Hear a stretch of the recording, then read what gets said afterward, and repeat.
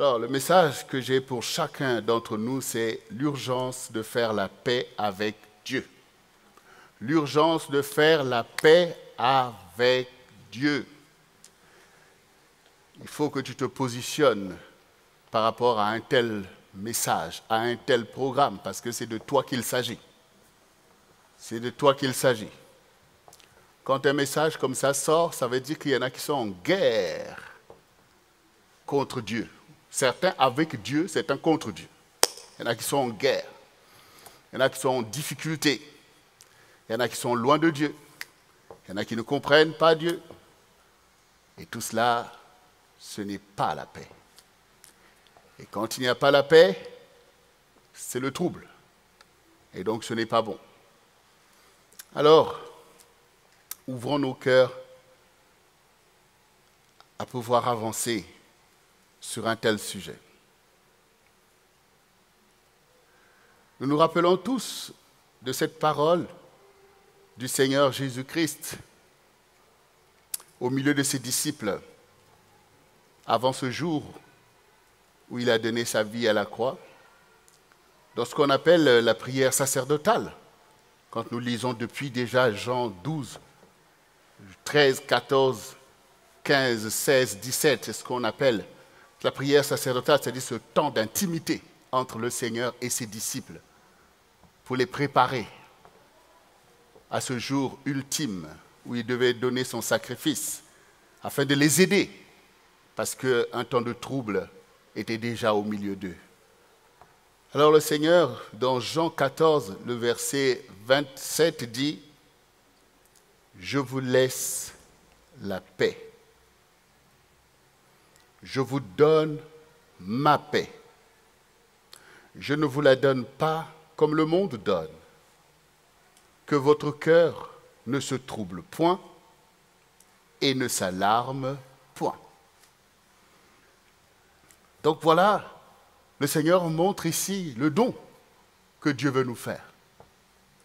C'est la paix. Ensuite, il précise ma paix, c'est-à-dire la paix de Dieu. C'est ce que le Seigneur veut te donner. Et il est important de comprendre l'importance de cette paix.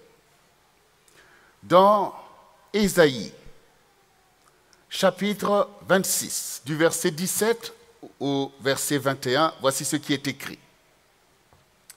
Comme une femme enceinte, sur le point d'accoucher, se tord et crie au milieu de ses douleurs. Ainsi avons-nous été loin de ta face, ô Éternel. Nous avons conçu, nous avons éprouvé des douleurs. Et quand nous enfantons, ce n'est que du vent. Le pays n'est pas sauvé et ses habitants ne sont pas nés. Que tes morts revivent, que mes cadavres se relèvent. Réveillez-vous et tressaillez de joie, habitants de la poussière, car ta rosée est une rosée vivifiante. Et la terre redonnera le jour aux ombres. Va, mon peuple, entre dans ta chambre et ferme la porte derrière toi. Cache-toi pour quelques instants, jusqu'à ce que la colère soit passée. Car voici, l'Éternel sort de sa demeure pour punir les crimes des habitants de la terre. Et la terre mettra le sang à nu, elle ne couvrira plus les meurtres. Voici une parole qui nous marque par sa force. D'abord, le Seigneur veut mettre devant nous la situation d'une femme enceinte. Et même si nous ne sommes pas tous nos sœurs qui ont eu à passer cette épreuve, mais nous savons c'est quoi un enfantement, nous savons ce que cela implique. L'enfantement arrive quand il y a une conception. et que cette conception a évolué jusqu'à son terme. C'est là que l'enfantement arrive normalement. Cela peut arriver prématurément. Cela peut parfois dépasser le terme que nous connaissons, celui de 9 mois. Mais on reconnaît ce temps par la réaction de la femme qui est conçue, qui commence à se tordre de douleur, qui commence à crier parce qu'elle va enfanter. Ici, ce passage montre que le peuple de Dieu est en fait dans la situation d'une femme qui est conçue. Tout à l'heure, dans l'exhortation, le pasteur Melien parlait des projets. Et c'est le sujet de prière. Que sont les projets? Les projets viennent d'une certaine inspiration qui fermente en nous et qui conçoit un plan d'action. Et donc qui arrive à un moment où on veut enfanter ce projet pour qu'il sorte, pour qu'on le voie. Parce qu'avant ça, on ne le voit pas, comme on ne voit pas l'enfant qui est dans le sein de la femme, même si on voit qu'elle prend du volume, mais cet enfant, on ne le voit pas, on le verra lorsqu'il va sortir, ou alors il faut utiliser des instruments pour aller voir comment il est. Restons dans le naturel. Quand un enfant sort, nous tous, nous le voyons. Quand un projet sort, c'est là qu'on voit c'est quoi le projet. Mais ce qui est important, c'est de réaliser qu'effectivement, le peuple de Dieu est ensemencé par la parole de Dieu, par la puissance, donc il doit féconder. Voilà. Et les choses doivent suivre leur terme. Ce que tu as entendu, les promesses de Dieu, la prophétie, doit pouvoir suivre un processus au-dedans de toi qui est la maturation de la semence de Dieu pour devenir un accomplissement qui doit sortir pour ta vie, toutes ces choses que Dieu te promet.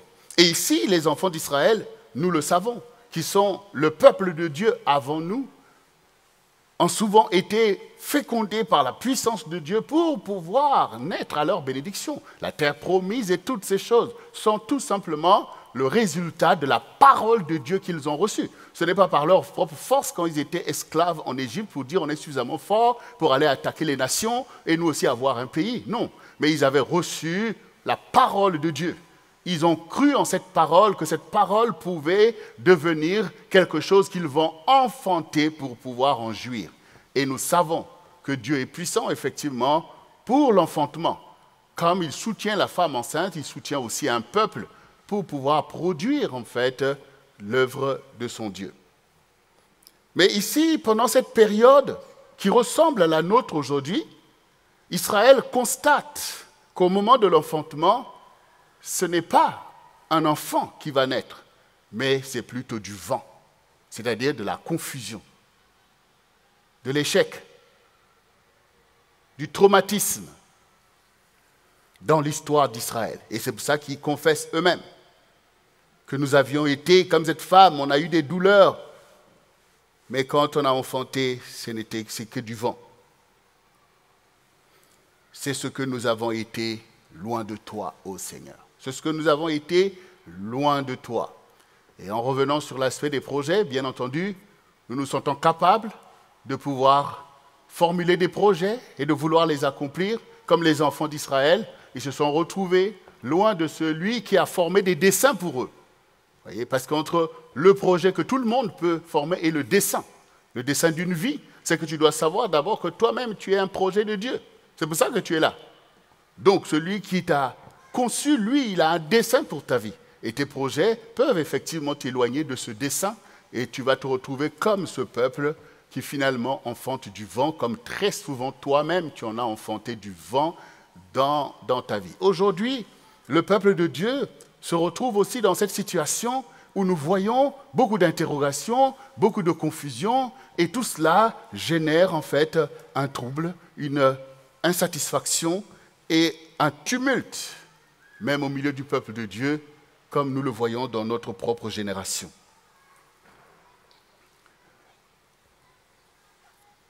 Ce sont donc des temps de détresse que nous sommes en train de vivre, là, maintenant même, en tant que génération. Et en tant que peuple de Dieu, nous sommes au milieu de cette génération troublée. Et ce trouble, il se caractérise par beaucoup de choses. La crise économique, ça fait longtemps qu'on en parle. On parle aujourd'hui de la pandémie du Covid, mais on parle de la perte des valeurs, la perte des repères. On voit s'accumuler des phénomènes sociaux terribles. Et le peuple de Dieu, au milieu de ça, témoigne aussi d'une instabilité, d'un tumulte, d'un manque de repères. On se pose la question de l'équilibre même du peuple de Dieu. On voit une agitation terrible, une confusion, comme s'il y a une perte de direction, perte d'autorité. Et la situation entre les enfants de Dieu, dans les assemblées, dans les maisons, dans les foyers, témoigne effectivement d'un certain trouble. Il faut en être concerné. Il faut en être concerné. Quand les choses ne vont pas, il ne faut pas se dire que ça va. Et quand ça va, il ne faut pas dire que ça ne va pas. Donc on constate qu'il y a une détresse qui est là. C'est comme une tempête qui se lève, comme un ouragan ou un cyclone. La situation est comme si c'est une situation cyclonique. Ce qui se passe dans un cyclone, c'est une détresse totale. C'est-à-dire que tous les éléments sont ébranlés. Et le vent, dans sa furie, est là pour pouvoir tout ravager. Bon. Donc, quand vous êtes au milieu d'un cyclone, vous êtes concerné par ce qui va se passer. Quand vous êtes au milieu d'une génération en détresse, cette détresse va vous concerner. Quand il y a une crise, ça vous concerne aussi. Quand il y a une pandémie, ça vous concerne aussi. Peuple de Dieu ou pas, ça vous concerne. Mais pour que nous puissions bien comprendre et avancer avec le Seigneur, c'est que la détresse est une réalité, mais qui ne déstabilise pas le Seigneur. Quand vous lisez dans la Bible, vous voyez qu'il est souvent parlé de détresse, détresse, détresse, détresse. Or, personne ne veut de la détresse. Mais nous voyons que même pour un sujet de bénédiction, une femme se trouve en détresse à un moment donné. Et donc, nous voyons qu'un enfant va naître au milieu de cette détresse. Donc, ça ne sert pas de se dire seulement « Ah non, je ne veux pas de la détresse », c'est que tu dois faire une bonne lecture du temps de la détresse.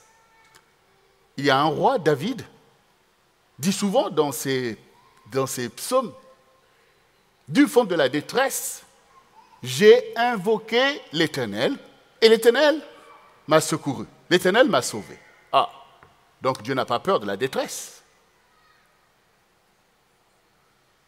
Donc la détresse ne déstabilise pas Dieu. Puisque quelqu'un qui était au fond de la détresse l'a invoqué et il l'a secouru. C'est bien à savoir. Et le Seigneur lui-même, toujours dans le psaume 50, il dit « Invoque-moi au temps de la détresse. Je te délivrerai et tu me glorifieras. » Voilà, donc ça veut dire que notre Dieu est le maître de la détresse. Ah. S'il est le maître de la détresse, c'est qu'il n'y a qu'une détresse qui peut se lever sans que lui puisse l'autoriser. Donc il est lui-même capable de déclencher des détresses. Donc c'est très bon à savoir. Revenons dans l'image du cyclone. Le cyclone se présente comme un grand tourbillon de vent qui se coalise pour aller dans la même direction. Donc, si un tourbillon arrive ici, une tornade ou un cyclone, tout va commencer à bouger dans le tourbillon du vent. Donc, tout est soulevé. Et donc, ça va être la désolation totale. Et pourtant, vous pouvez vous en sortir au milieu de ce cyclone, si vous avez la révélation. quand un cyclone commence à tout balayer, parce que c'est la nature, effectivement, de ce tourbillon, c'est de tout balayer, tout soulever, les maisons mal affermies, tout, il soulève et il emmène, il balance. Donc, la plupart de personnes qui vont périr au milieu de cette détresse vont être les personnes qui sont comme les objets qui sont soulevés, c'est-à-dire des personnes qui, dans la panique, essaient d'aller par-ci, par-là et se retrouvent confrontés à tous les éléments qui sont déclenchés. Donc, vont être percutés par telle chose, vont être soulevés par telle chose. Donc, ce que l'on conseille pour les secouristes, quand vous voyez de tels phénomènes, ou parfois même un tremblement de terre, on ne vous demande pas de vous enfouir. Parce que la réalité, c'est que c'est un phénomène, vous ne pourrez pas vous enfouir. Ce n'est pas comme quelque chose que vous voyez venir et puis après, vous allez vous enfouir. Quand c'est des petites tornades, ça peut se faire. Mais quand on parle des cyclones, ça veut dire la première des choses qu'on va te demander, c'est abrite-toi. Abrite-toi. Prends une position. Surtout, mets-toi à même le sol. Essaie de voir s'il y a quelque chose qui peut te couvrir, mais il faut que tu t'attaches au sol parce que tu risques d'être balancé. Donc, première réaction, ce n'est pas de fuir à gauche et à droite, c'est plutôt de s'abriter. Voilà. Il faut s'abriter quelque part parce que le phénomène, il va beaucoup agir plus dans l'espace. Ça veut dire que les choses vont se balader, ça va monter très haut. Mais en réalité, très souvent, vous ne voyez pas que le cyclone soulève la terre pour le retourner, mais il soulève tout ce qui est au-dessus. Donc du coup, ceux qui sont prudents, ils ont creusé des bunkers, ils vont plutôt dans le sous-sol, parce que c'est tout ce qui est en surface qui va être ravagé par les vents.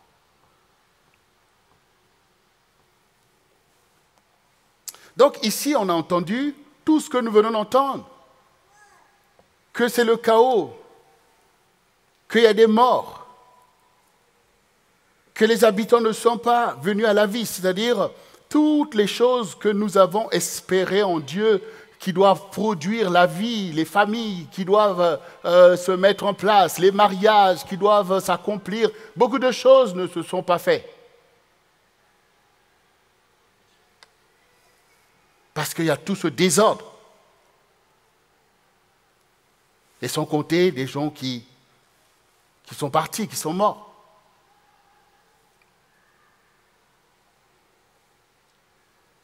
Mais au milieu de ça, que dit le Seigneur? Il dit que tes morts revivent, que mes cadavres se relèvent. Réjouissez-vous, tressaillez de joie, habitants de la poussière. Bon, c'est quand même un peu comme en contradiction avec toute la désolation que nous venons de confesser. Et la parole de Dieu qui nous dit de nous réjouir, les habitants de la poussière. Car ta rosée est une rosée vivifiante. Cela veut dire que malgré nos détresses, nous savons que les bénédictions existent toujours. Nous savons que les bontés sont auprès de notre Dieu et que cela peut se renouveler. Donc on ne peut, ce n'est pas parce que tu es malade que tu dois oublier qu'il y a des remèdes, qu'il y a des choses en fait. Donc, Dieu qui permet la détresse, c'est le même qui détient la rosée vivifiante. C'est le même que nous avons chanté, qu'il est capable de ressusciter les morts, de guérir les malades. C'est la vérité. Et un enfant de Dieu ne doit pas mettre en oubli ce qu'est Dieu, ce qu'il est capable de faire parce que tu souffres, parce que tu es en difficulté, parce que tu ne comprends pas ce qui se passe. Tu ne dois pas changer qui est ton Dieu en fonction de tes réalités ou de tes pensées. Tu dois toujours savoir que mon Dieu est capable, qu'il est le Dieu de la bénédiction, que sa rosée est une rosée vivifiante. Ah, bien-aimé, c'est très important en tant que peuple de Dieu, quel que soit ce que Dieu permet, même quand Dieu te reprend sévèrement, n'oublie jamais les bontés de ton Dieu. N'oublie jamais qu'il peut tout, qu'en un instant même, il peut changer la donne. Et encore, pour vous montrer que Dieu n'a pas peur de la détresse, souvenez-vous du Seigneur Jésus-Christ avec ses disciples dans la barque. Ils ont pris cette barque pour traverser et les vents se sont levés. Les flots ont mugi. Et ses disciples commençaient à crier, nous périssons, nous périssons. Et le Seigneur, à l'arrière, était là. On dit qu'il dormait, mais je ne pense pas. Il observait. Mais en tout cas, ils étaient étonnés. Ils disent, mais maître, nous périssons. Comment se fait-il que tu ne vois pas le péril? Et là, à un moment donné, le Seigneur se lève et il menace le vent. Et le vent cesse. Et la mer redevient calme. Donc, les disciples sont totalement étonnés. Et ils se tournent vers eux pour dire, homme de peu de foi. Vous voyez? Donc, Dieu n'a pas peur de la détresse. Il est maître de ta détresse. Il est maître des vents qui soufflent pour vouloir te balayer. Il est maître de toutes ces choses. Il ne faut pas l'oublier. Parce que si tu l'oublies, tu es perdu. Parce que tu tombes dans l'incrédulité. Mais si tu ne l'oublies pas, alors tu sauras quoi faire. Tu sauras quoi faire. Dans l'attitude des disciples, le seul mérite qu'on peut leur reconnaître, c'est d'avoir réveillé leur maître en se disant, maître, nous périssons. Ils n'ont pas dit, oh, lui, on va le laisser là, il est comme nous, nous sommes les matelots, on fait la pêche depuis longtemps, si nous on n'arrive pas, il n'y arrivera pas. C'est des têtes de se souvenir que non, il y a quelqu'un parmi nous qui ne s'est pas levé. Ça, il faut leur reconnaître ce mérite d'aller savoir que le Seigneur est plus que eux. Et comme tu dois savoir qu'il est plus que toi, et que ce qui est important, c'est qu'il intervienne dans l'affaire. Donc ça, c'est une très très bonne chose. Et donc ici,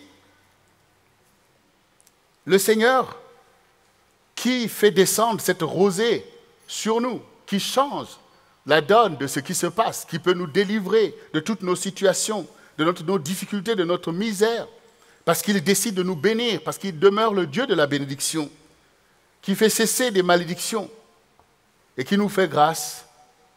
Il dit une parole importante. Il dit, va, mon peuple, rentre dans ta chambre et ferme la porte derrière toi, cache-toi pour quelques instants jusqu'à ce que la colère soit passée. Donc la détresse est là pour accomplir une œuvre de Dieu.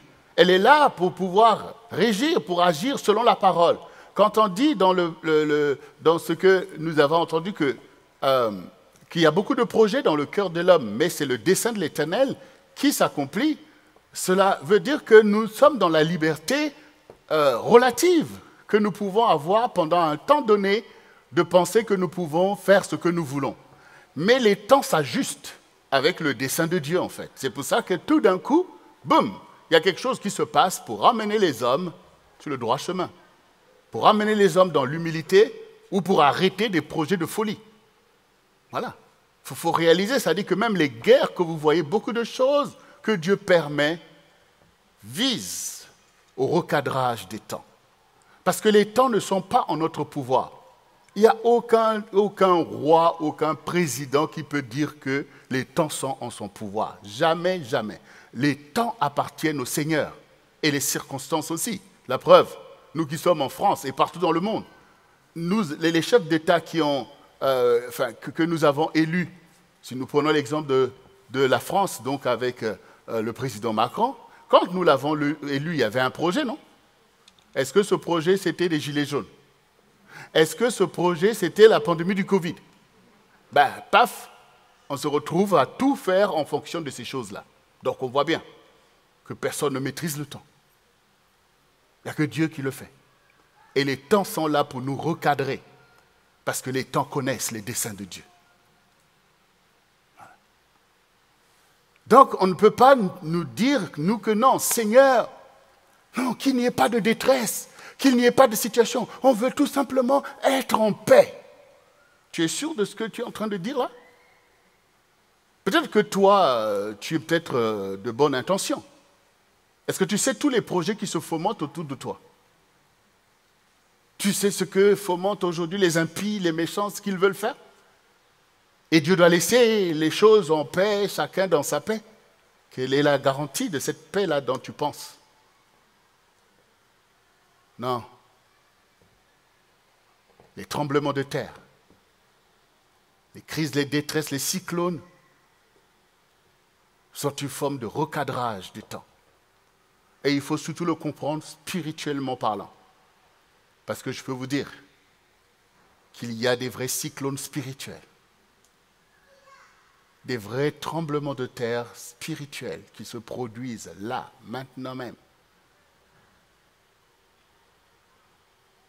pour recadrer en fonction des desseins de Dieu pour notre génération.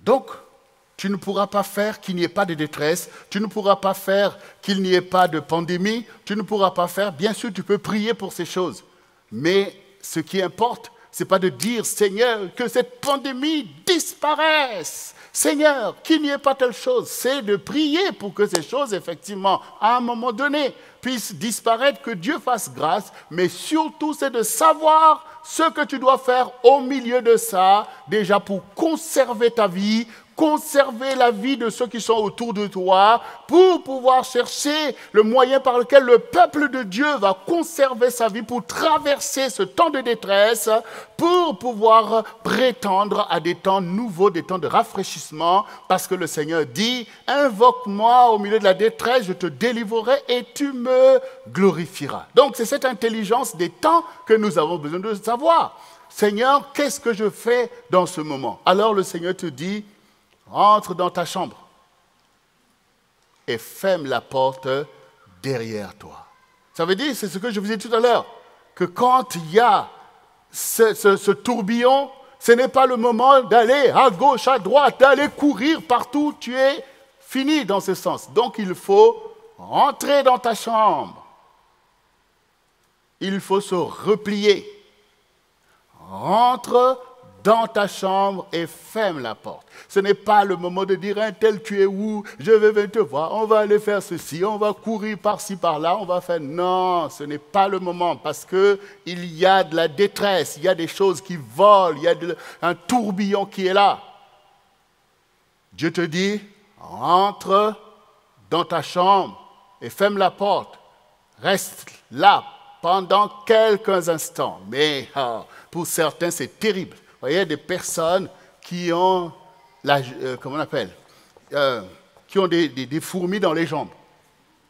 Des personnes qui ne peuvent jamais s'opposer. Ils sont dans l'activisme, dans l'agitation totale. C'est-à-dire, même chez toi, tu ne peux rester un jour chez toi. C'est impossible. Tu es toujours par-ci, par-ça. Par-ci, par-là, par-ci, par-là. Donc, pour toi, ces temps même de confinement sont une torture terrible pour toi. Non pas à cause de la pandémie, mais à cause de ce que tu n'es pas dans tes circuits habituels. Mais je vous dis, hein, mais attendez, pendant qu'on était dans le confinement total, là, il s'est révélé plein de choses. Il y a des couples qui ont volé en éclats. Voilà. Ils ont volé en éclats tout simplement parce que on est là peut-être mariés depuis longtemps, mais on n'a jamais su vivre ensemble en fait. Le matin, on va au travail, après on revient, on mange, on dort, après on repart. Donc tu t'es habitué à ce... Maintenant que Dieu t'a dit, reste là avec ta femme, oulala, tu ne supportes plus. Tu ne la supportes pas. Vous voyez, l'activisme, c'est un piège. Tu ne supportes pas ton mari, tu ne supportes pas tes enfants, tu supportes. Donc ça révèle des choses. Ça révèle des choses. Mais là, le Seigneur te dit, rentre dans ta chambre. Mais Seigneur, je vais aller aux Champs-Élysées. Rentre dans ta chambre. Oh Seigneur, il y a un match. Rentre dans ta chambre. Et même ferme la porte. Retire la clé de la porte. Voilà. Reste là pendant un moment, jusqu'à ce que passe la colère. Reste là pendant un moment. Alors, la vraie question, c'est, mais oui, mais pasteur, d'accord, on rentre dans la chambre. Mais en fait, c'est quoi ta chambre, en fait? Voilà. Tu vas me dire, ben oui, j'habite à tel endroit et tout ça, mais quand ça secoue, tout ça, ça peut voler. Hein? Voilà. Rentre dans ta chambre. Le Seigneur n'a pas dit rentre dans une chambre. Il a dit rentre dans ta chambre. La question, est-ce que tu as une chambre? C'est ça la question. Parce qu'on ne peut pas prétendre que tout le monde a une chambre, puisqu'il y a des gens qui dorment dehors, qu'on appelle des SDF. Et là, tu sais bien que je ne suis pas en train de parler de ces personnes-là. Je parle des SDF spirituels. Eh oui, parce que vous pensez que Dieu est en train de parler d'une maison en pierre? Une maison spirituelle. Rentre dans ta maison. Celui qui entend mes paroles et les met en pratique est comme une maison bâtie sur le roc. Comme une maison. C'est une image que Dieu donne. Ça veut dire qu'il y a une maison spirituelle qui ne peut pas être renversée. Parce que cette maison, c'est la parole de Dieu. Souvenez-vous, le psaume 91. Celui qui demeure sous l'abri du Très-Haut repose à l'ombre du Tout-Puissant. Ô Éternel, tu es mon refuge, ma forteresse.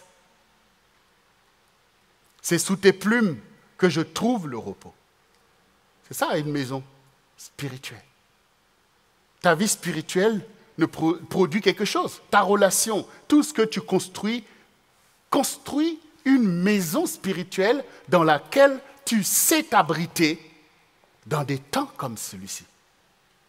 Parce que ceux qui n'ont pas la parole, ils sont comme une maison bâtie sur le sable. C'est-à-dire qu'ils sont bâtis sur leurs illusions, sur leurs pensées, sur leurs convoitises, sur toutes ces choses. Donc c'est une maison destinée à être détruite et c'est à cause de ce genre de maison que Dieu envoie la tempête et la détresse pour révéler l'œuvre de chacun. C'est ça, bien-aimé. Mais puisque tu es le peuple de Dieu, puisque tu es l'enfant de Dieu, donc Dieu te dit, rentre dans ta maison. Il faut arrêter l'errance. Rentre dans ta maison. Celle que tu es bâtie avec le Seigneur Jésus. C'est dans cette maison qu'il faut rentrer. Ce n'est pas le moment d'aller dans des aventures, c'est le temps de revenir dans ce que tu construis, ta parole, ta foi. C'est dans ça qu'il faut s'abriter aujourd'hui et arrêter de marcher comme avant, dans l'incrédulité, un peu de foi, un peu d'incrédulité. Chacun doit rentrer dans ses repères, en fait. C'est ça, bien-aimé, que le Seigneur dit ici. Rentre, laisse passer la colère. La colère est là, c'est la colère de Dieu qui agit pour pouvoir recadrer des choses. Mais toi, reste là pendant un moment, car l'Éternel sort de sa demeure pour punir les crimes des habitants de la terre. Et la terre mettra à nu le sang, ne couvrira plus les meurtres. Ça veut dire que pendant que nous disons oui, nous la paix, mais il y a des meurtres qui se commettent. Il y a des choses terribles qui se font sur la terre. Le trafic d'âmes. Tout ça, Dieu voit. Et Dieu permet que ces choses sortent à la surface. Et qu'on se rende compte. Mais toi, Dieu te dit, rentre dans ta maison spirituelle. Abrite-toi, rentre dans ta foi avec le Seigneur, dans ta prière, dans tes jeûnes, dans tout ce qui fait ta maison spirituelle, que l'ennemi ne pourra pas atteindre, l'ange de la mort ne pourra pas frapper. Rentre dans ta maison. Dieu invite ici à l'intimité. Et donc, comme cette maison spirituelle, c'est celle que nous voyons dans le psaume 4,21 que je t'invite encore à lire. Et il n'y a pas longtemps, nous en avons fait un message de sécurité, les 16 clés de la sécurité. C'est ça la sécurité, c'est un bunker pendant les détresses, les cyclones, on s'y abrite. Donc du coup, tu auras besoin de bien comprendre cela que Dieu m'a dit de rentrer dans ma maison, dans la sécurité avec le Seigneur. Et donc, cette sécurité que tu as besoin au milieu du danger, au milieu de la détresse, pour que tu ne périsses pas, pour que ta maison ne périsse pas, pour que tous ceux qui sont avec toi ne périssent pas. Et nous, en tant que peuple de Dieu, de s'abriter dans la maison de Dieu que nous formons ensemble pour que nous ne périssions pas. Et avec nous, ceux qui sont avec nous, et d'autres bien-aimés qu'il faut emmener sous l'abri du Très-Haut. Nous avons besoin de réaliser que pour rentrer dans cette maison, qui est la maison de Dieu, tu as besoin de faire la paix avec Dieu. Tu as besoin de faire la paix avec Dieu. Il y en a beaucoup des enfants de Dieu qui périssent parce qu'ils n'arrivent pas à faire la paix avec Dieu. Ils n'arrivent pas à faire la paix avec Dieu. Or, le Seigneur Jésus dit, je frappe à la porte. Si tu entends, n'endurcis pas ton cœur. Et celui qui ouvre, si tu ouvres ton cœur, le Seigneur, il dit, je viendrai, et avec mon Père, et nous élirons domicile chez toi, et nous souperons avec toi. C'est cette maison-là, en fait. Et donc, où le Seigneur est. Donc, impossible de pouvoir rentrer dans une maison de Dieu sans faire la paix avec Dieu. Comment? Comment vous pouvez rentrer dans la maison de quelqu'un sans faire la paix avec lui? Donc, vous venez pour la guerre, alors.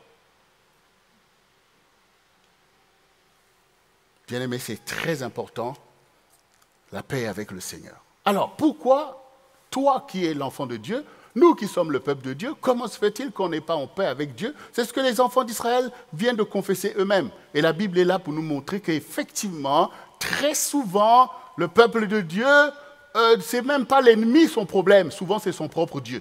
Toi aussi, tu as besoin de savoir, la plupart de tes problèmes, c'est même pas Satan. Tu as des problèmes avec le Seigneur. Tu n'es pas en paix avec ton Dieu. Et c'est ça qui t'expose à la détresse. Donc il faut faire la paix avec ton Dieu. Parce que la Bible dit, soumettez-vous à Dieu et résistez à Satan, il fuira loin de vous. Or, tu ne peux pas résister à l'ennemi si ce n'est pas parce que tu es avec Dieu. Donc, faire la paix avec le Seigneur, c'est de reconnaître que tu es souvent en porte-à-faux avec sa parole. C'est ça en fait. Parce que Dieu a envoyé sa parole sur la terre. Et le Seigneur dit qu'il est jaloux de sa parole pour l'accomplir. Donc, la paix se fait par sa parole. Or, il y a beaucoup de paroles de Dieu qui ne passent pas chez toi. Tu aurais voulu même effacer ces paroles de la Bible. Mais oui, il y en a beaucoup qui sont en colère contre Dieu, parce que quand on t'enseigne la parole de Dieu, ça ne te convient pas en fait. Ça ne te convient pas. Parce que toi tu dis que je ne me retrouve pas dans ce que j'entends là. Tu vois? Je ne me retrouve pas. Donc si tu dis que tu ne te retrouves pas dans l'enseignement, dans les prescriptions de ton Dieu, c'est que tu n'es toujours pas son fidèle. Tu n'es toujours pas son fidèle. Tu n'es toujours pas, en fait, son épouse, en fait.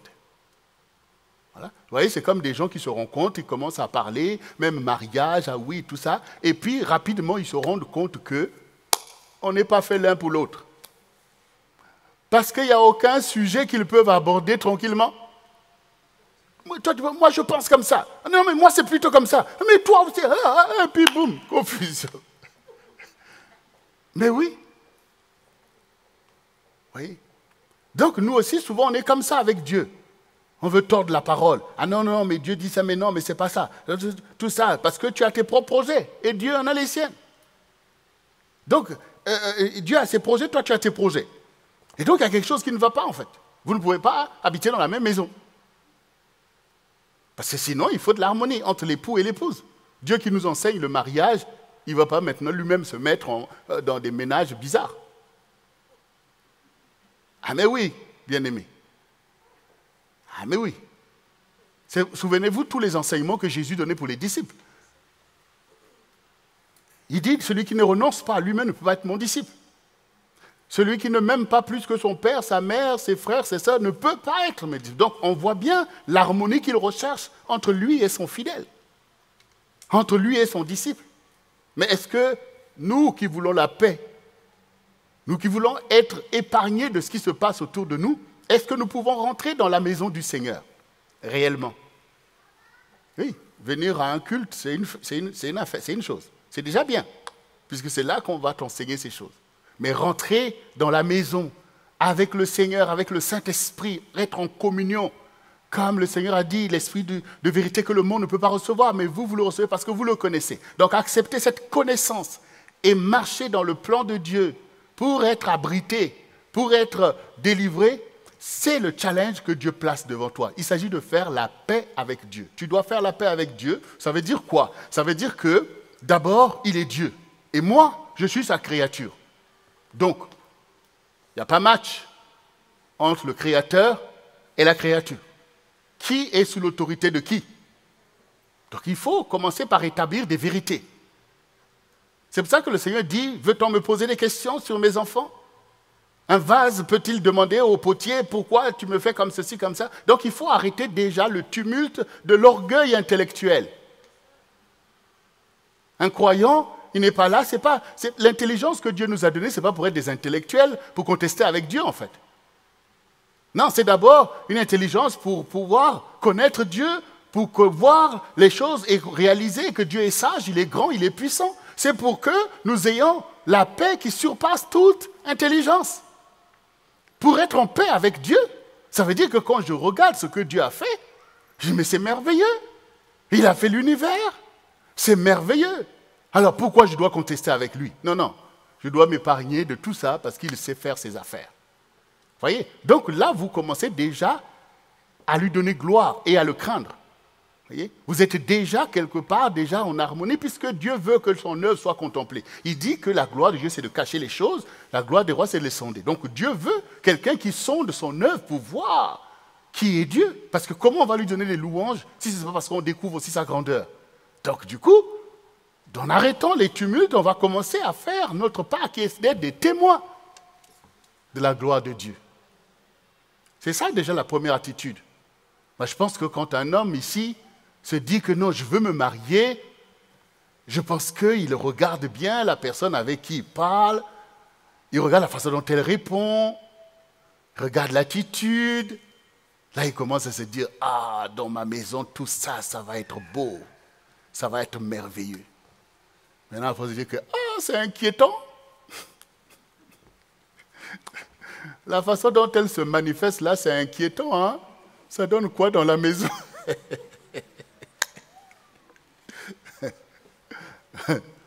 Les hommes aussi sont très inquiétants. La femme aussi regarde. Hein? Il dit, mais ça donne rien, ça. Il n'y a même pas de sens des choses et tout ça. Bon, revenons un peu avec le... Donc, bien-aimé, rentre dans ta maison, c'est ce que le Seigneur te demande aujourd'hui. Et donc, allons-y maintenant sur Ésaïe 27, le chapitre suivant. Ésaïe 27, du verset 1 au verset 5, voici ce qui est écrit. « En ce jour-là, l'Éternel frappera de sa dure, grande et forte épée le Léviathan, le serpent fuyard, le Léviathan, serpent tortueux, et il tuera le monstre qui est dans la mer. En ce jour-là, chantez un cantique sur la vigne. Moi, l'Éternel, j'en suis le gardien. Je l'arrose à chaque instant, de peur qu'on ne l'attaque. Nuit et jour, je la garde. Il n'y a point en moi de colère. Mais si je trouve à combattre des ronces et des épines, je marcherai contre elles, je les consumerai tout ensemble. À moins qu'on ne me prenne pour refuge, qu'on ne fasse la paix avec moi. Qu'on ne fasse la paix avec moi. Dans les temps à venir, Jacob prendra racine, Israël poussera des fleurs et des rejetons, et il remplira le monde de ses fruits. Voyez, la suite est intéressante. Quand nous arrêtons de nous agiter comme les éléments qui s'agitent autour de nous, nous voyons tous les débats qui sont là, sur la place publique, les uns les autres, qui a raison, qui a tort. Quand nous arrêtons, nous, tout ça, parce que nous, ce qui nous intéresse, c'est l'intimité avec Dieu, qui est le maître de l'histoire, qui sait ce qu'il fait. Donc, c'est de retrouver une communion spirituelle forte avec le Seigneur. Ce n'est plus le temps des demi-mesures, ce n'est plus le temps d'être occupé à de la vanité, de marcher dans toutes sortes de péchés, d'abominations. C'est le temps de mettre un saut particulier à l'intimité avec le Seigneur qui nous abrite et qui nous prépare pour des temps à venir. Et donc, comme nous avons vu tout à l'heure que Dieu n'a pas peur de la détresse et qu'il peut arrêter des vents, calmer la mer, ici nous voyons que tout ce qui se passe, c'est que Dieu sort de sa demeure et qu'il prend dans sa main sa dure, grande et forte épée pour sévir contre l'ennemi de nos âmes, contre le Léviathan, le serpent fuyard, le Léviathan, le serpent tortueux, le prince de ce monde de ténèbres. Dieu doit sévir contre ses œuvres. Il doit disperser le tumulte des impies. Il doit renverser les méchants de leur place parce qu'il est l'espérance des malheureux. Parce qu'il a fait des promesses qu'il doit accomplir. Pendant ce temps, tu es en train d'invoquer ton Dieu.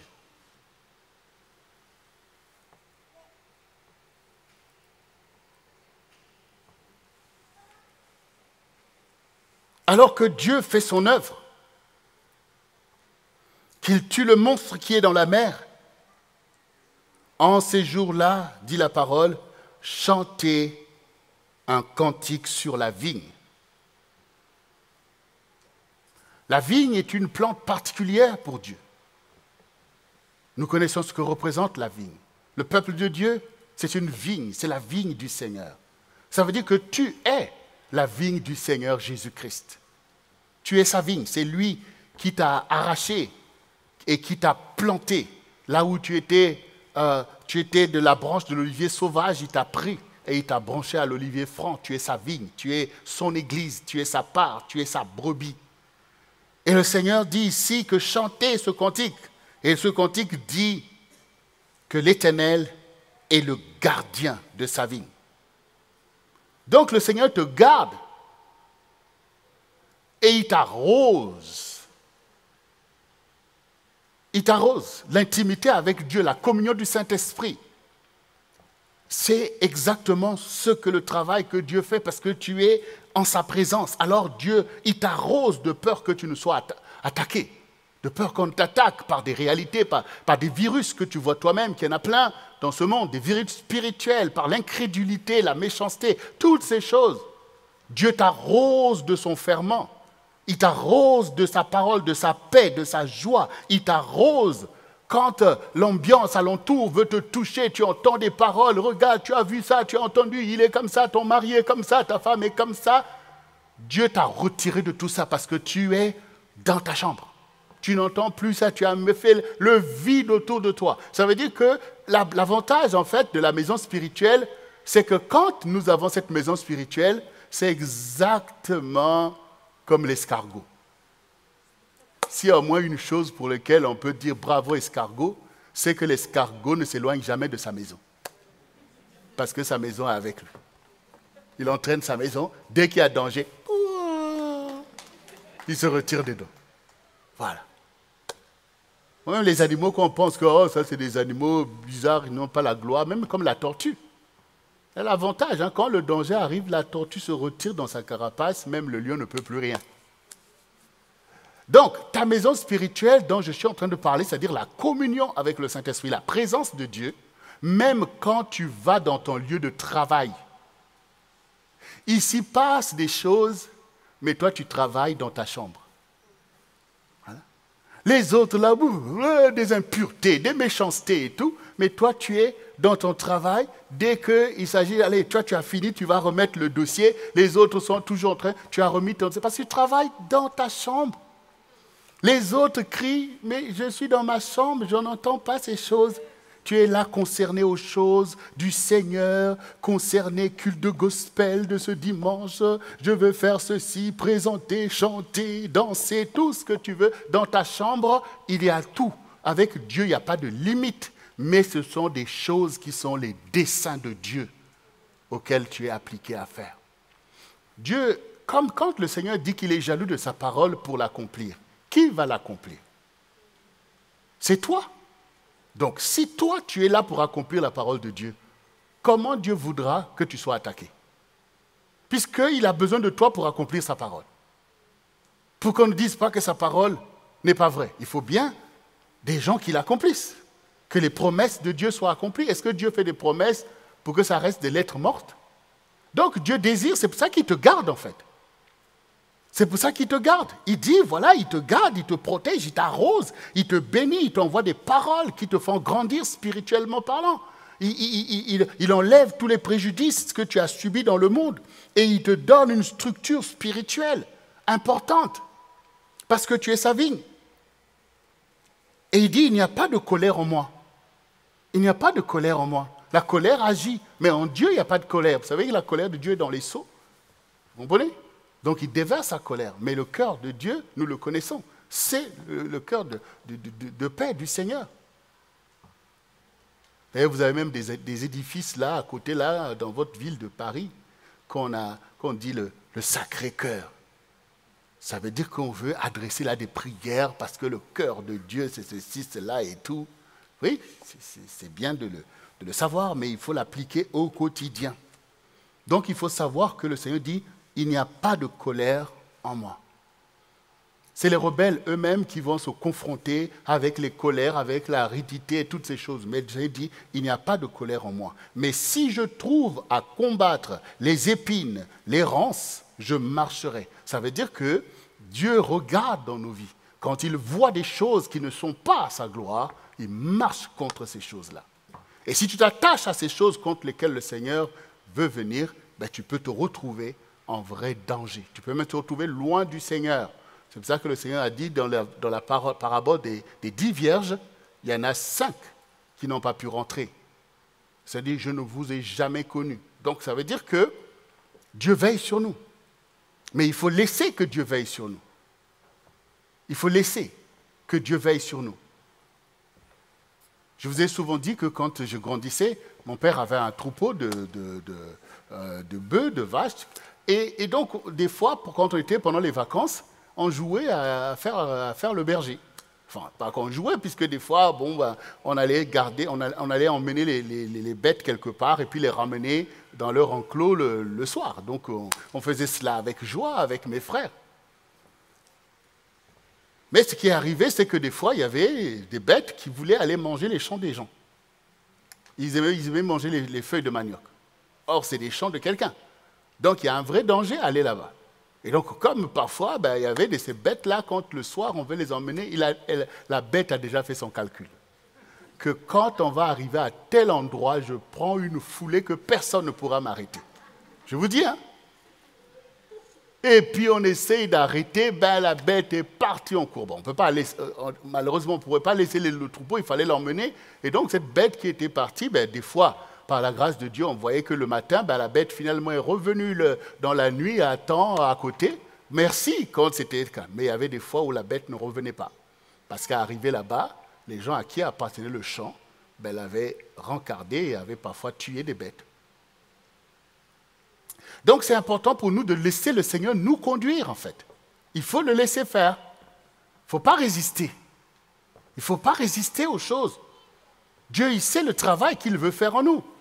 Il sait la bénédiction qu'il veut faire. Et d'ailleurs, qui de nous maintenant vient à l'église et ne reconnaît pas que j'y vais parce que je vais comme à l'hôpital et que j'ai des maladies que Dieu doit enlever, des péchés qu'il doit enlever. Donc on vient pour être conduit par le Seigneur. Donc le Seigneur vient contre des mauvaises choses, il ne vient jamais contre des bonnes choses qui sont en toi. S'il y a de la colère en toi, tu veux que Dieu puisse laisser cette colère-là gangréner? Est-ce que c'est comme ça que tu peux être dans la maison avec lui? Donc Dieu va vouloir enlever cette colère en toi, en fait. Il va vouloir enlever cette colère. Mais cette colère-là que tu as n'est pas venue comme ça, tout seul. C'est un environnement qui emmène cette colère. Ce sont des gens qui excitent cette colère. Donc comment Dieu va te délivrer de ça s'il ne te sépare pas de ces gens que tu aimes bien, mais qui sont des hommes et des femmes de colère? Et si tu résistes à l'action bienfaisante de Dieu, comment tu ne vas pas te retrouver toi-même en danger contre ton Dieu? Donc il faut laisser Dieu, parce qu'il ne veut pas voir la colère au milieu de toi. Il faut faire la paix avec Dieu. Il faut sortir des milieux qui sont déjà empoisonnés en fait. Nous tous, on est là, vous voyez que vous êtes là, et vous êtes obligés de mettre des masques, tout ça, c'est parce que vous avez admis par ce qui est dit que, bon, il y a peut-être danger de se faire contaminer. Mais spirituellement parlant, pourquoi on veut se laisser contaminer par des mauvaises choses? Pourquoi on veut écouter des gens qui racontent du n'importe quoi? Des menteurs, des moqueurs, alors que Dieu te dit de ne pas te mettre avec des moqueurs. Pourquoi nous n'avons pas soin de notre vie spirituelle? Pourquoi on s'expose à des environnements qui infectent et qui sèment en toi des choses qui ne sont pas à la gloire de Dieu? Et Dieu ne se laissera pas compter. Il sait voir aussitôt ce qui n'est pas de lui. Comme dit le Seigneur, il vaut mieux le prendre pour appui et de faire la paix avec lui. C'est essentiel pour chacun de nous de faire la paix et c'est valable pour tout un chacun. Chacun doit faire la paix avec Dieu parce que même pour ceux qui sont bien avancés avec le Seigneur dans les choses de Dieu, il y a peut-être un domaine dans lequel tu n'as pas encore fait la paix avec le Seigneur. Il faut faire la paix. Et c'est salutaire pour nous, bien-aimés. Parce que la paix de Dieu, c'est pour nous une alliance, un abri. Des fois, nous sommes tourmentés par des choses qui se passent dans notre propre vie, dans notre propre maison, ou même au milieu de nous les uns et les autres. On est aux colères les uns avec les autres. Vous voyez, même sur la toile, quand vous voyez tout ce que même les croyants disent contre les autres, on se traite plein de choses quand vous voyez. Tout ça, c'est une révélation terrible au milieu d'une génération par rapport à l'état d'esprit du peuple de Dieu. Quand on voit toutes ces choses, on se dit, non, mais ça ne va pas. Ça ne va pas. Mais on voit, mais ça sort parce que c'est de l'abondance du cœur que la bouche parle. C'est ce qui est dans le cœur qui sort. On ne va pas se plaindre de ce qui sort, mais on voit l'état du cœur et on voit le danger des vierges folles. On voit le danger de la folie. Parce que quand le temps sera accompli, ça ne sera plus le temps de faire la paix. C'est maintenant qu'il faut faire la paix. Et nous gagnons tous à faire la paix avec Dieu. Parce que la réalité, c'est quoi? C'est que quand on regarde, est-ce qu'on est tellement en paix les uns envers les autres? Nous-mêmes, on est là, on voit dans les foyers ce qui se passe entre l'époux et l'époux, l'époux et l'épouse. C'est terrible. Entre les parents et les enfants et les enfants, entre les frères et les sœurs en Christ. Tout ça montre que non, il y a besoin de faire la paix avec Dieu.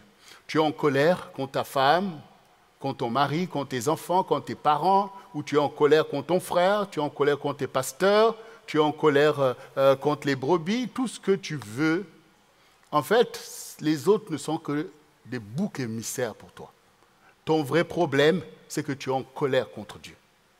Tu es en colère contre Dieu, tu ne comprends pas ta vie, tu n'acceptes pas ce qui t'est arrivé, tu n'acceptes pas telle chose, tu n'acceptes pas la femme que Dieu t'a donnée, tu n'acceptes pas le mari que Dieu t'a donné, tu n'acceptes pas les enfants que Dieu t'a donnés, tu convoites des choses, tu pars dans des délires et toutes ces choses, et du coup, tu manifestes de la colère contre les gens. Mais ton problème, c'est que tu n'es pas en paix avec Dieu. Parce que je peux vous dire que si chacun cherche la paix avec Dieu, beaucoup de choses vont rentrer dans l'ordre. Tu vas finir par comprendre beaucoup de choses, même des choses, des épreuves qui t'arrivent. Tu vas commencer à comprendre le sens de ces choses et bénir le Seigneur au lieu de charger contre ton frère, contre ta sœur. Tu vas commencer à comprendre que, ça c'est mon chemin. Souvenez-vous l'histoire de Joseph. Quand Joseph même s'est retrouvé en Égypte, vendu par ses frères et toutes ces choses, il a appris au milieu de tout ça les desseins de Dieu, les voies de Dieu. Et quand même ses frères ont commencé à paniquer que notre père est mort, Joseph va se venger contre nous. Ça l'a tellement attristé. Il dit, mais non, comment vous pouvez penser des choses comme ça? Vous voyez bien que Dieu a permis ces choses. C'est pour que vous soyez aujourd'hui en paix. Donc il a appris à comprendre que Dieu a ses desseins, même si ça ne cautionne pas la méchanceté des uns et des autres. Mais quand on appartient au Seigneur, Dieu est aux manettes. Ce que l'ennemi voulait pour le mal, Dieu le tourne en bien. Il n'y a rien qui surprend Dieu. Donc Joseph a appris à faire la paix avec Dieu, parce qu'il aurait pu rater en fait son parcours en faisant en étant troublé ou en guerre avec Dieu, pour dire, mais Seigneur, pourquoi tu as permis des choses comme ça? Tu m'as montré des songes, maintenant je suis vendu en esclavage, et maintenant j'arrive dans la maison de mon maître, je fais de tout mon mieux pour pouvoir travailler, et voici sa femme qui me convoite à cause de ta parole, je n'ai pas voulu me livrer à ces choses, et en plus on m'emmène en prison pendant 12 ans, c'est injuste, c'est toutes ces choses. Il y en a beaucoup qui sont dans cette dimension-là. Beaucoup sont dans cette dimension. Mais Joseph, lui, il a réfléchi différemment. Vous savez, quand vous êtes en paix avec Dieu, dans une telle histoire, voici exactement comment vous allez réfléchir. Tes frères te prennent en aversion, ils veulent te tuer, et puis finalement, un qui dit non, ne le tuons pas, et tout ça, là, jetons-le dans le puits. Seigneur, merci, tu m'as épargné de la mort. Parce qu'il voulait me tuer, mais tu n'as pas permis qu'il me tue. Mais tu es toujours au fond d'un puits. Donc tu es toujours menacé de mort. Et puis maintenant, voici qu'il voit des marchands qui vont en Égypte. Il dit, vendons-le à ces marchands-là. Et on le prend, on le vend. Au lieu que tu dises encore, oh, regarde, on me vend encore. Seigneur, merci, parce que tu as permis que je sorte de ce puits. Tu as permis. Vous voyez, il faut quand même reconnaître aussi la délivrance. On a voulu te tuer. Tu n'as jamais médité au projet que le diable peut former contre toi? Tu crois que c'était des projets pour te caresser dans le sens du poil ou pour te faire un petit préjudice? Vous voulez te tuer. Et si tu n'avais pas de berger, tu ne serais plus là. Donc, merci Seigneur, parce que, voilà, tu as agi. Tu as amoindri les choses. Maintenant, il se retrouve en Égypte et puis il est choisi par quelqu'un qui a des choses à faire et qui le place maintenant pour manager ses affaires. Merci Seigneur, tu m'as fait trouver grâce aux yeux même de cet esclavagiste qui me donne au moins de pouvoir utiliser mes talents pour faire avancer ses affaires. Voyez, donc tu es là, merci Seigneur, parce que tu vois la main de Dieu. Dans tout ce qui t'arrive, tu vois la main de Dieu. Dans tout ce qui t'arrive, tu vois la main de Dieu. Dans tout ce qui t'arrive, dans tout ce qui vous arrive, vous voyez la main de Dieu. Oh, la Bible dit, qui a reconnu le bras de l'Éternel? Si tu vois la main de Dieu, c'est que Dieu est là. Et s'il est là, c'est qu'il a un dessein. Voilà. Donc il a un dessein. Souvenez-vous que Joseph, même en prison, il continuait à recevoir des songes. Donc tu as vu que Dieu qui te parlait pendant que tu étais bien chez toi et tu recevais des songes, il continue à te donner des songes malgré que tu es dans ta situation de détresse. Donc lui, il continue à te donner des songes, que tu sers Dieu, tu fais des grandes choses. Donc pour lui, le programme n'a pas changé. Tes circonstances ont changé pour toi, mais pour Dieu, ça n'a pas changé.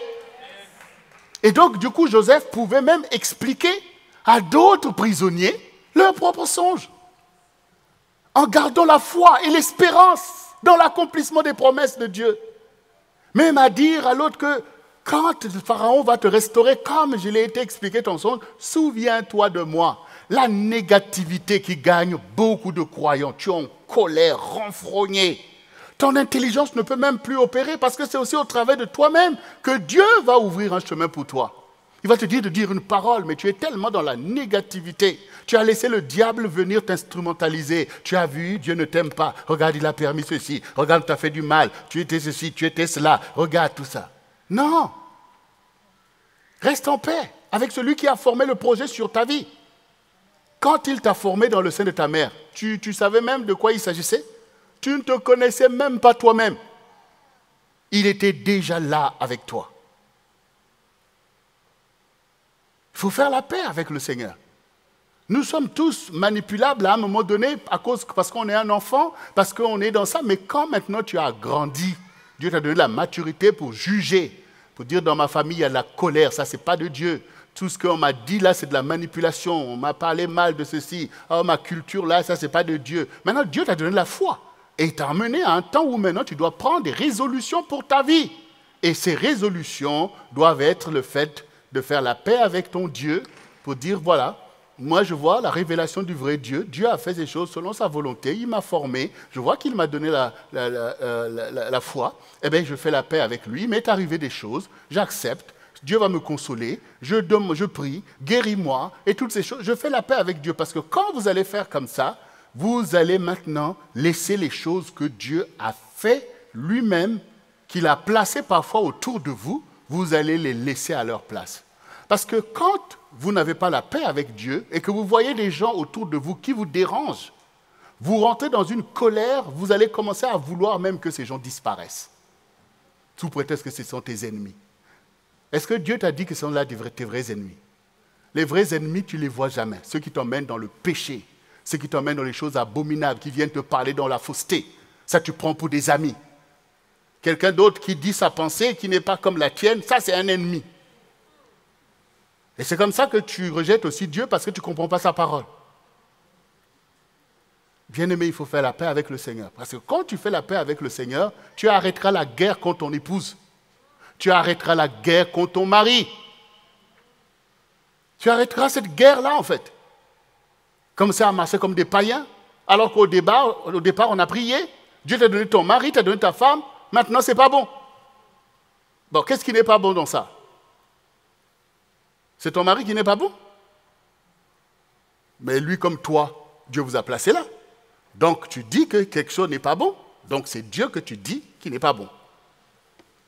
Oui, donc pour toi, ce qui n'est pas bon, c'est le plan de Dieu. C'est le dessein de Dieu qui n'est pas bon à tes yeux. Tout d'un coup, tu te dis que non, ce n'est pas le mari avec lequel j'aurais voulu être. Tu voulais être avec qui? Tout d'un coup, ce n'est pas la femme que je voulais. Tu voulais quelle femme? Voilà, on se taille des images, des illusions, des pièges du diable. Voilà, il faut être en paix avec Dieu. Parce que quand on est en paix avec Dieu, tu réalises que l'autre qui est là, même avec ses défauts, toi, tu n'es pas meilleur. Et si toi, tu as besoin de miséricorde, lui aussi en a besoin. Vous voyez, c'est ça quand on est en paix avec Dieu. Ça dit que la paix s'installe finalement là où la guerre régnait. Dieu fait cesser les cyclones, les tempêtes. Tout ça, Dieu fait cesser dans la maison, dans le foyer, au milieu du peuple de Dieu. Il fait cesser les guerres du diable. Parce que la paix de Dieu surpasse toute intelligence. La paix de Dieu surpasse toute intelligence. Parfois, on s'impatiente des choses, même vis-à-vis des enfants. Parfois, tu ne vois pas comment cet enfant est positionné, parce que toi, tu as ton image par rapport aux enfants, mais tu vois que lui, il est un peu différent, on s'impatiente, on peut même faire du mal à l'enfant, alors que l'enfant peut être porteur d'un dessein de Dieu. Et si tu es en paix, tu verras peut-être la direction de Dieu pour l'enfant. Mais l'impatience, la colère, tu n'écoutes pas, on ne peut pas comprendre. Non, bien-aimé. Ce n'est pas nous qui pouvons changer les choses. C'est Dieu lui-même. Il nous dit de faire, si Dieu t'a dit reprends l'enfant, tu reprends l'enfant. Mais ça suffit. Mais ça suffit. Donc on n'a pas besoin de développer une telle animosité que la famille peut être en danger. Quand ton mari fait quelque chose qui n'est pas bon, bien sûr il faut dénoncer ce qui n'est pas bon. Mais est-ce qu'on t'a dit de changer les desseins de Dieu? Quand ta femme fait quelque chose qui te déplaît, bien sûr ça ne te plaît pas. On t'a dit de changer les desseins, tu es Dieu. Tu connais l'avenir? Ça veut dire qu'elle n'a pas de valeur? Ce trouble-là, Dieu le voit. C'est exactement comme le Seigneur a dit au prophète Samuel. Quand le peuple a dit non, nous on veut un roi comme les autres peuples, on veut être comme les autres nations. On veut. Il dit mais Dieu est votre roi.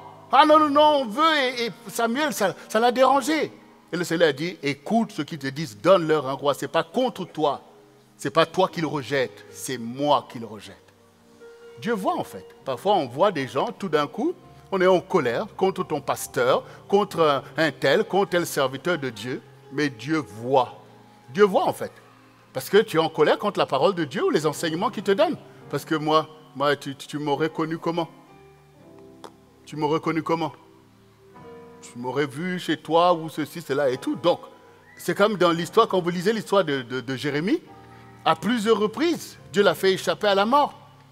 Parce qu'on voulait le lapider, tout simplement parce qu'il prophétisait la vérité. Donc souvent, on devient des boucs émissaires. Mais moi, en tant que serviteur de Dieu, je vois la souffrance du peuple de Dieu. C'est une souffrance spirituelle par rapport à la parole et l'enseignement de Dieu qui nous challenge au milieu d'une génération de séduction où on est tellement connecté avec les choses du monde que la parole devient quelque chose de tumultueux, quelque chose de tumultueuse dans ton entendement en fait. On ne veut plus être comme des générations où appliquer la parole, faire les choses selon Dieu était vraiment une gloire. C'est un problème spirituel. Et les apôtres l'ont annoncé d'avance. Les temps où il y aura une apostasie, l'apparence de la piété, où chacun se donne une foule de docteurs pour écouter ce qu'il veut entendre. Quand les choses sont comme ce qui est dans ton cœur, tu dis Amen alors que tu vois que l'état de ton cœur a besoin d'être changé.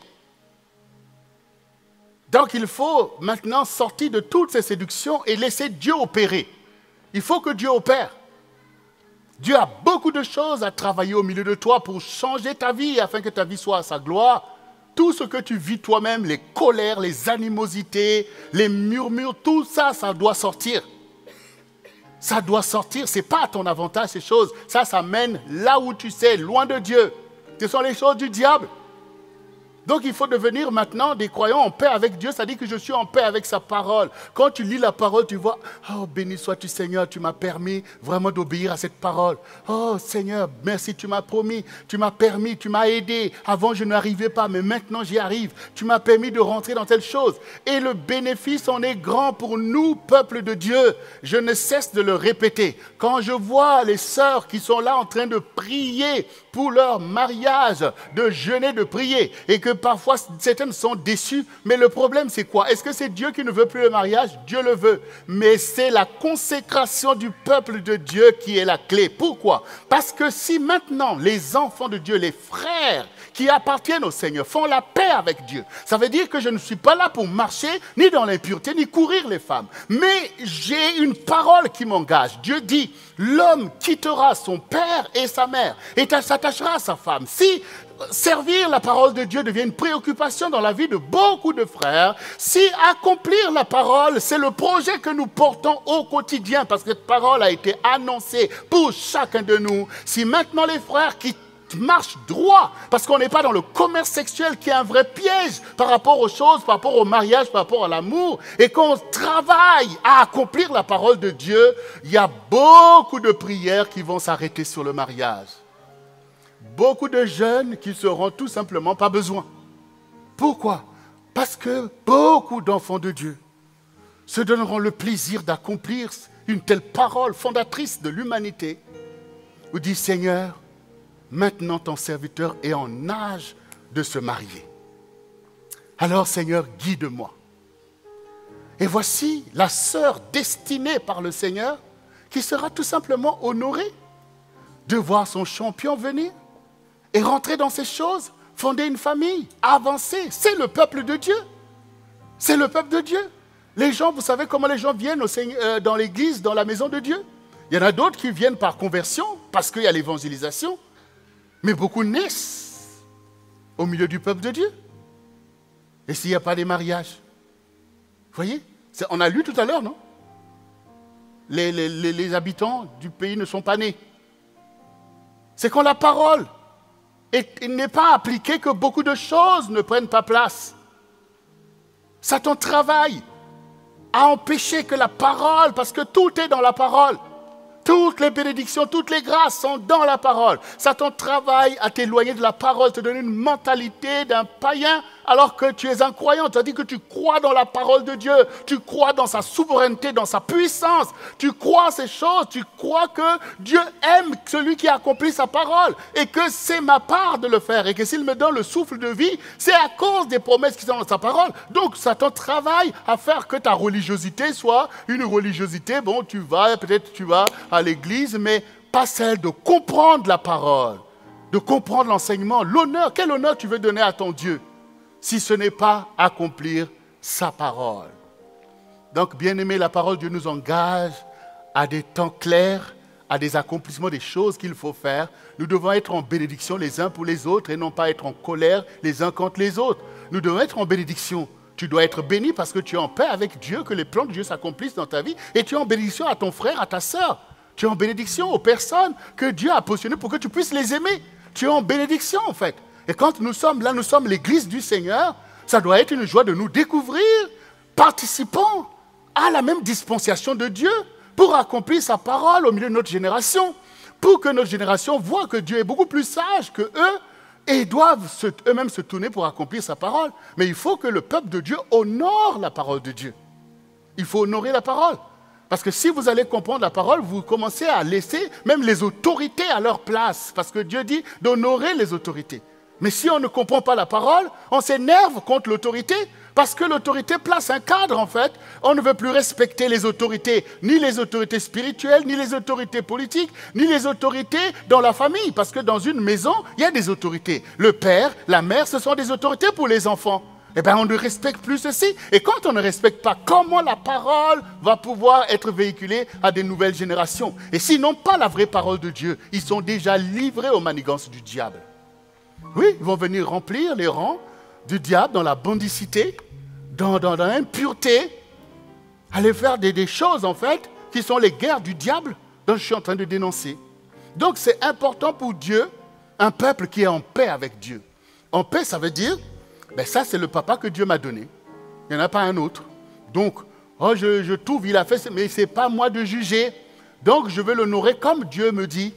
Et la maman, les parents aussi, Dieu m'a donné ses enfants, ce n'est pas pour que je sois leur maître, c'est pour que je puisse les enseigner pour Dieu, pour en faire des serviteurs de Dieu. Voici comment le peuple de Dieu marche selon la parole. Et dans l'Église, Dieu a établi aussi des gens pour nous conduire, pour nous enseigner, même si moi aussi je suis intelligent, mais il y a l'ordre, j'écoute, ce n'est pas pour rien qu'ils sont là. Ce qu'ils disent, c'est pour moi, c'est pour ma vie. Si je les mets en pratique, je verrai ce pourquoi Dieu les a mis là.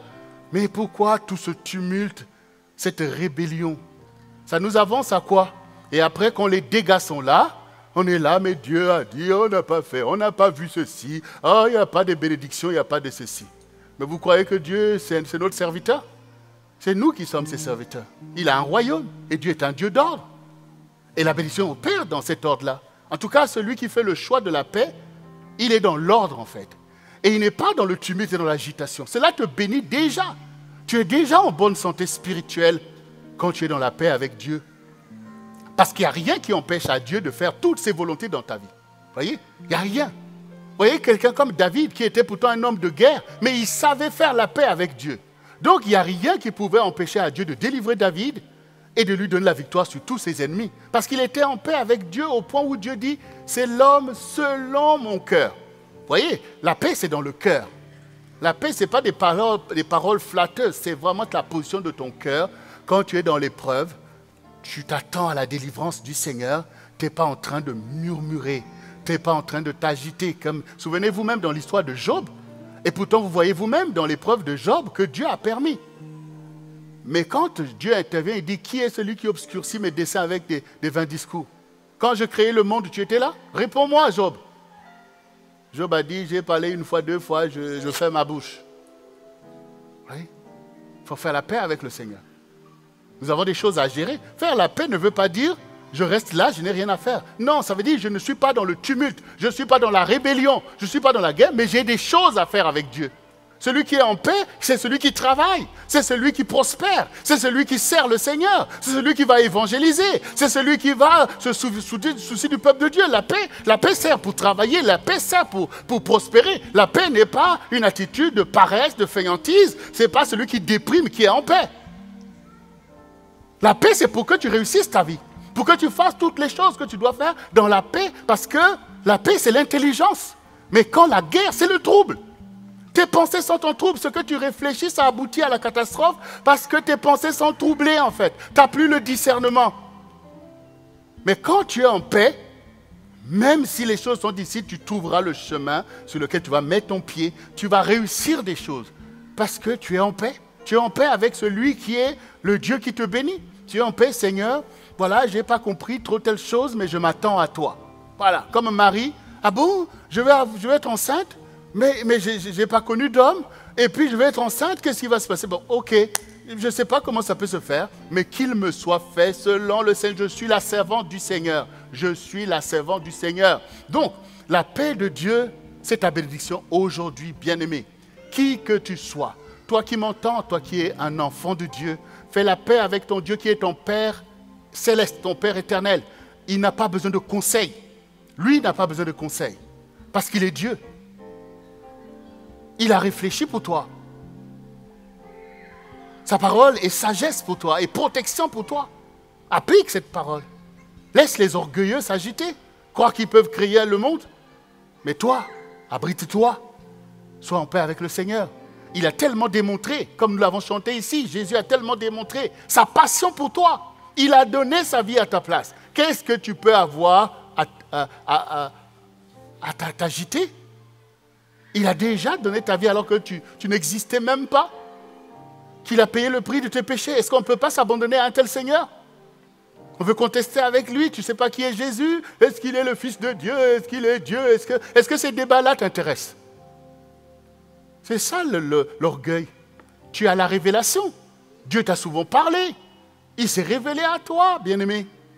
Donc, reste en paix parce que ne tombe pas dans le piège qu'on appelle l'agitation, le tumulte des impies, qui s'agitent sur la terre parce qu'ils sont déstabilisés, parce qu'ils voient eux-mêmes leur âme est déjà en détresse par rapport à la justice de Dieu. Dieu se tient tranquille et sa parole suit son cours. Et ils sont dans le tumulte et tu veux t'entraîner dans ça. Non, rentre dans ta chambre, rentre dans ta foi, rentre dans ta relation avec Dieu. Marche dans les voies du Seigneur. Marche dans le chemin que Dieu t'a montré de suivre, dans le CRC. Suis ton chemin de Dieu. Rentre dans ta vocation. Accomplis de grandes réalisations pour la paix de Dieu. Amène la paix dans ta maison, dans ta famille, autour de toi. Parce que la Bible dit, heureux ceux qui procurent la paix, car ils seront appelés enfants de Dieu. Il y a des enfants de guerre, les enfants du diable, les âmes forgées contre nous. Mais nous, en tant qu'enfants de Dieu, nous devons être en paix, même quand les temps sont des temps difficiles. Parce que le Seigneur règne au milieu de tous les temps. Alors, bien-aimés, très important, notre paix avec Dieu. Il faut que chacun fasse la paix avec Dieu. Et vous qui me regardez aussi, peut-être que tu n'es pas un enfant de Dieu, tu es un païen. Toi aussi, tu as besoin de faire la paix avec Dieu. Parce que les temps viennent où ça ne sera plus possible. Mais Dieu, comme nous lisons dans le livre de Romains, Paul dit que les perfections de Dieu sont comme visibles à l'œil nu. Tout ce que Dieu a fait. David dit, je suis une créature merveilleuse. Et une créature merveilleuse ne peut pas sortir du hasard, ni des explosions de Big Bang ou tout ce que vous voulez. Si tu reconnais que tu es une créature merveilleuse, tu as vu une perfection a été mise, donc quelqu'un l'a fait. Alors, tu dis que tu es un païen parce que tu ne veux pas t'engager dans les voies du Seigneur, dans les voies de l'Église, pour toi aussi honorer Dieu. Mais fais la paix avec Dieu. Alors que tu vois l'œuvre du diable, alors que tu vois des oppressions démoniaques dans ta propre vie, alors que tu sens le danger des voies que tu suis, eh bien, sache que comme nous, il n'y a rien à payer pour faire la paix avec Dieu. Il s'agit tout simplement de reconnaître que je suis une créature, que j'ai été créée. Donc, il y a un créateur que je dois connaître et sa parole est là pour que toi aussi tu puisses t'y intéresser. Et que tu puisses toi aussi être avec le peuple de Dieu pour le louer, pour le bénir. C'est ça qui est plus important. C'est que nous devons adorer Dieu. Ah ben, toi aussi, peut-être que tes parents t'emmenaient à l'église quand tu étais enfant. Après, tu allais expérimenter comme l'enfant prodigue les joies de ce monde. Mais sache que l'enfant prodigue dont parle la Bible n'a pas péri au milieu de ses péchés, qu'il s'est repenti et revenu vers Dieu pour conserver la vie. Je t'encourage, je te conseille, je t'interpelle sur la foi que Dieu t'a donnée pour qu'aujourd'hui tu fasses la paix avec le Seigneur. Fais la paix avec Dieu. Et aussi tous ceux qui marchent dans les ténèbres en faisant des mauvaises choses contre leur prochain. La sorcellerie, la méchanceté, il faut arrêter. Et faire la paix avec Dieu, qui a le pouvoir de te bénir. Rien ne sert de pouvoir être jaloux des autres et de fomenter contre eux des projets de colère. Il faut que tu te tournes aussi vers le Seigneur qui te donnera la paix et la joie, qui te bénira aussi. Il faut faire la paix avec Dieu, le vrai Dieu. Il y en a d'autres aussi qui suivent des dieux qui ne sont pas des dieux. Parce que sur la terre, il y a plein d'idoles. La statue devant qui tu te prosternes, tu vois bien que c'est une statue que ses yeux ne voient pas. Ses oreilles n'entendent pas. De sa bouche ne peut sortir aucun son. Et ses mains ne servent à rien. Et ses pieds ne peuvent pas marcher. C'est un fardeau pour ceux qui l'adorent. Il est temps de se repentir et de faire la paix avec Dieu en faisant ce qui est bien. Faire la paix avec Dieu, c'est que la loi dit, tu aimeras l'Éternel, ton Dieu, de tout ton cœur, de toute ton âme, de toute ta pensée, de toute ta force. Et tu aimeras ton prochain comme toi-même. Notre force, ce n'est pas pour aller contre la parole de Dieu, c'est pour aller contre l'esprit du monde. Nos pensées ne doivent pas être de l'orgueil vis-à-vis de Dieu, mais ils doivent se tourner contre les démons que le diable envoie pour séduire.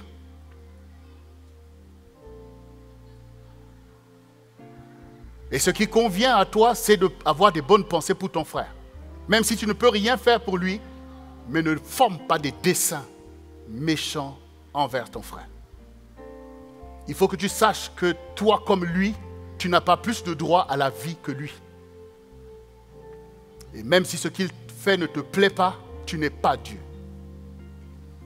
C'est ça, faire la paix avec Dieu. Et de ne pas se laisser instrumentaliser par le diable. Former des esprits humains, des esprits de contrôle. Tu veux tout contrôler. Il faut faire la paix avec Dieu. Que tu sois un serviteur de Dieu. Quoi que tu fais, sache que tu dois faire la paix avec Dieu quand tu sais dans la vérité que tu n'es pas en harmonie avec le Seigneur.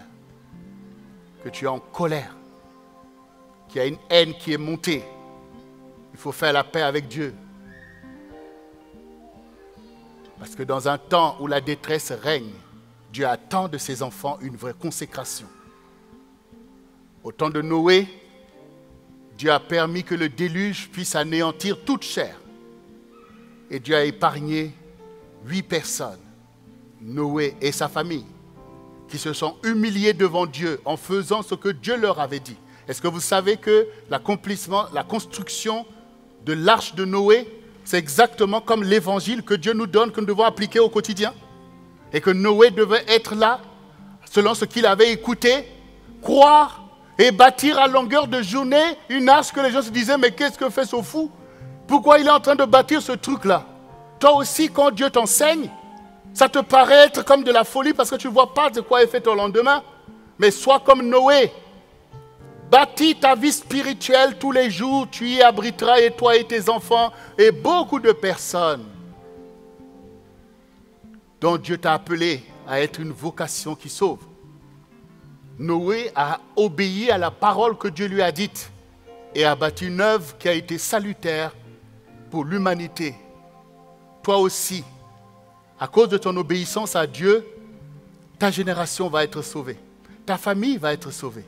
Mais il faut s'appliquer à faire exactement comme Dieu a dit. Il faut s'appliquer selon les enseignements que tu entends. Alors maintenant que tu as entendu que tu dois faire la paix avec Dieu, que tu médites, que tu rentres, tu dis, mais cette affaire-là, je suis en colère contre un tel. Non, non, non. Dieu dit de passer sur l'offense. Voyez? Ah, il m'a offensé, il m'a offensé. Mais que dit Dieu? Dieu dit de passer sur l'offense. Seigneur, j'accepte de passer sur l'offense. Et comme tu as fait la paix avec Dieu sur sa parole, tu as réglé du même coup le problème avec cette personne que le diable avait positionné pour être un piège pour toi. Vous voyez l'importance de faire la paix avec Dieu? C'est que je m'applique à la parole règle déjà beaucoup de problèmes. Du coup, les guerres du diable s'arrêtent. Et tu honores ton Dieu. Et Dieu prendra plaisir. Et il te bénira. Et enfin, tu verras la bénédiction. Et on verra la bénédiction du peuple de Dieu. On verra cette bénédiction. Et puisque maintenant, Dieu nous délivre à cause de sa paix, des faux problèmes, il restera quoi au milieu de nous? C'est de faire l'œuvre de Dieu. Il restera de faire l'œuvre de Dieu, de s'appliquer à la vision du CRC pour porter l'évangile à notre génération, pour faire croître le peuple de Dieu, pour soutenir les plus faibles, pour aller vers les orphelins, pour bâtir l'évangile.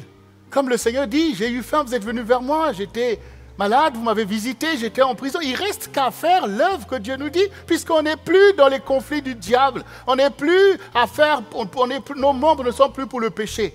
Voici enfin une génération qui sera bénie par les saints de Dieu, parce qu'ils seront à l'œuvre. Alors tous verront la gloire de Dieu et se tourneront vers notre Seigneur.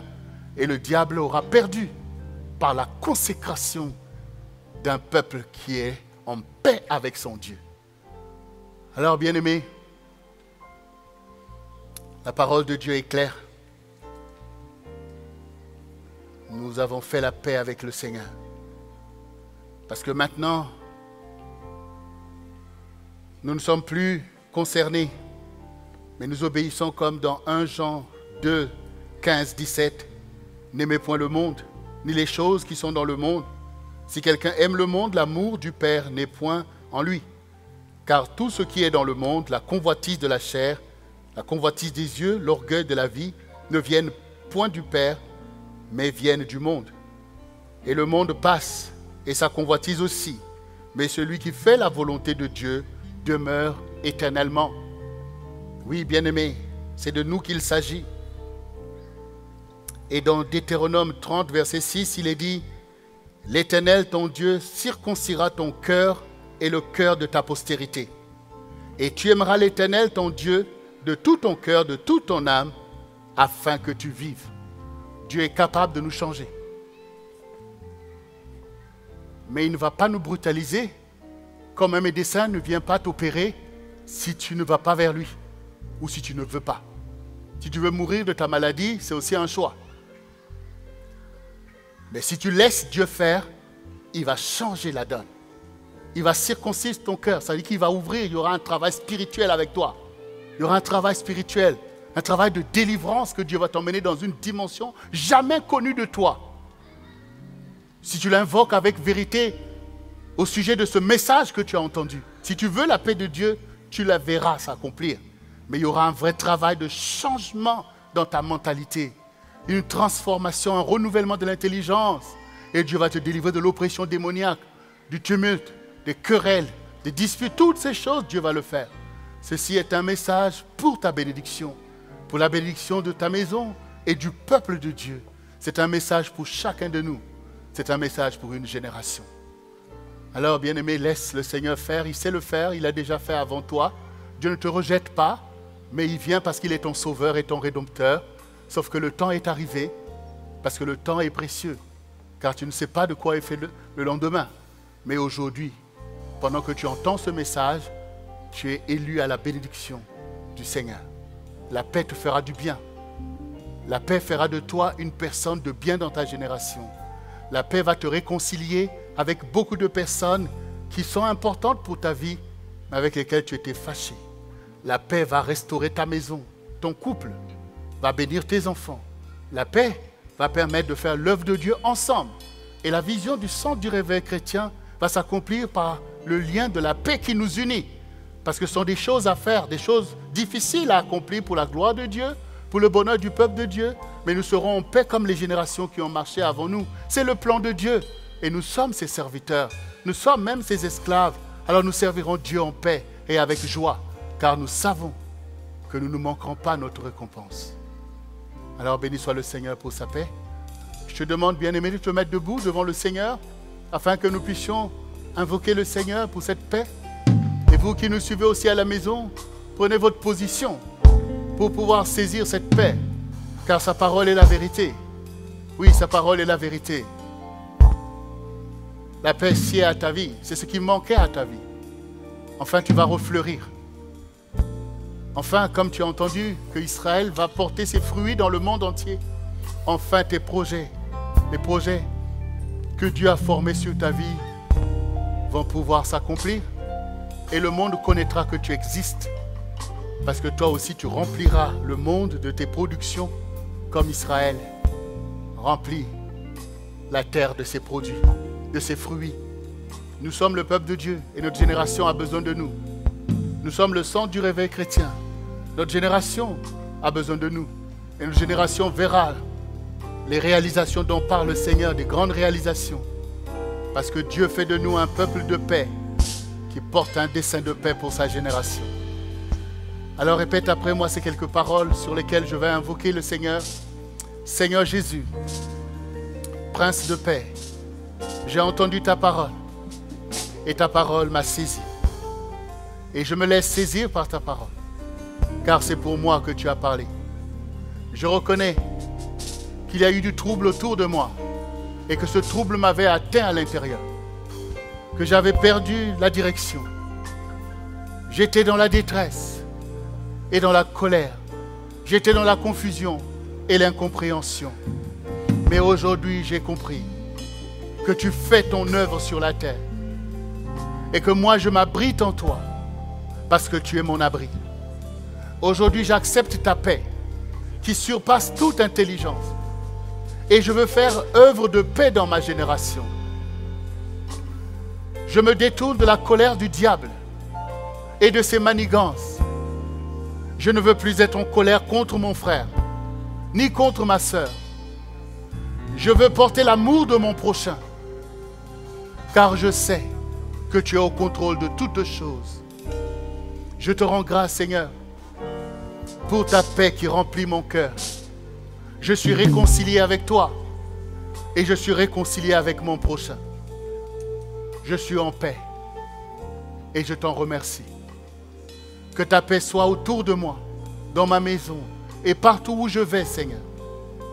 Garde ma langue afin que je ne puisse pas confesser des paroles de violence, des paroles de haine et de mépris, mais qu'une parole salée de ta gloire sorte de ma bouche en faveur de mon prochain. Je te rends grâce, Seigneur, que cette parole soit une grande bénédiction dans ma vie et que le cours de ma vie puisse changer et que la paix soit comme un fleuve au milieu de moi. Je te rends grâce, je te loue et je te bénis. Merci pour le Saint-Esprit qui me remplit maintenant même et pour le fruit de l'Esprit qui abonde en moi. Utilise-moi, Seigneur, afin que d'autres aussi reçoivent la paix. Je renonce à Satan et à sa guerre. Et au nom de Jésus, je brise les armes de guerre, l'arc et la flèche, et je fais cesser les guerres du diable dans ma vie, dans ma maison, dans ma famille, au milieu du peuple de Dieu et au milieu de ma génération. Merci pour ton onction, Seigneur. Abrite-moi tous les jours de ma vie. Abrite ma maison, abrite ton peuple, Seigneur, et sauve les âmes au milieu de cette génération.